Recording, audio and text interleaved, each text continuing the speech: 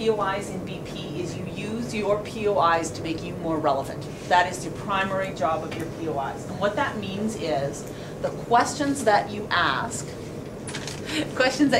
when you're doing POIs are designed to make it appear that the arguments that you've raised were the most important arguments in the debate.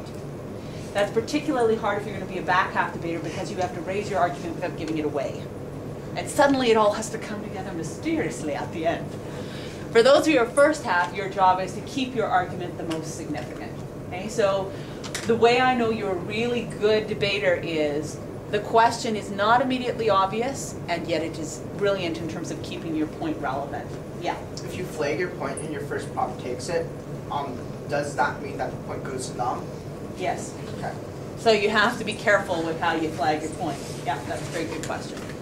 Okay, now if anybody is using, because some of us are not experienced with BP, if I'm using words or phrases that don't mean anything to you, stop me and ask me, please. And that should happen lots. Okay? It's okay to ask. It's okay. It's good to ask, not merely okay. All right.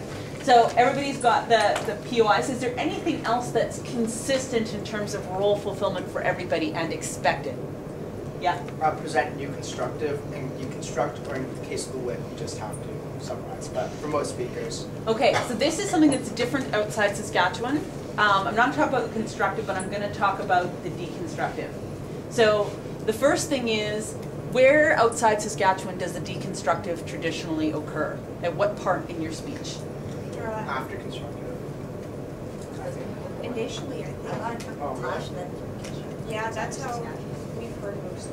Okay, so it depends where you go. It actually is different by province. So there are provinces that deconstruct first, there are provinces that construct first. Strategically, in a short BP debate, and you are debating in a short BP style, my advice would always be your deconstructive matter second. And the reason I would advise that is, lots of times if you've set up the case well, your constructive matter automatically clashes. And then you have less to clash with.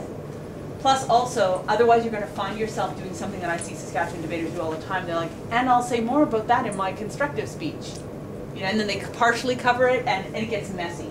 The reason I'm mentioning that is organizational marks are more significant outside Saskatchewan. So there's more emphasis on, did you signpost well? It's kind of like just expected. And if you didn't do it, people are like, you must suck, you forgot to signpost.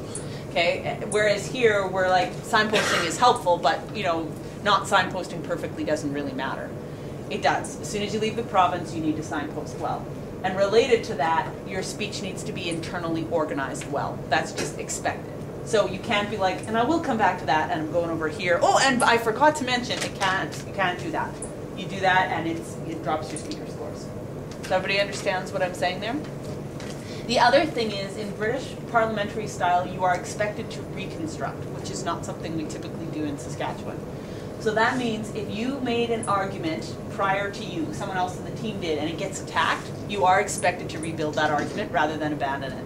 So you need to find ways to do that kind of automatically, and I can show you some tips for how to do that well. But that's another thing you need to remember. Okay, so those are two things that are critical, that organizational piece and where your class should go and how to use questions regardless of role. Okay, so we're out of first prop. Yeah? So what order would you have it, like constructive versus deconstructive or reconstruction? The way I structure it, I actually do my constructive and reconstruction at kind of the same time.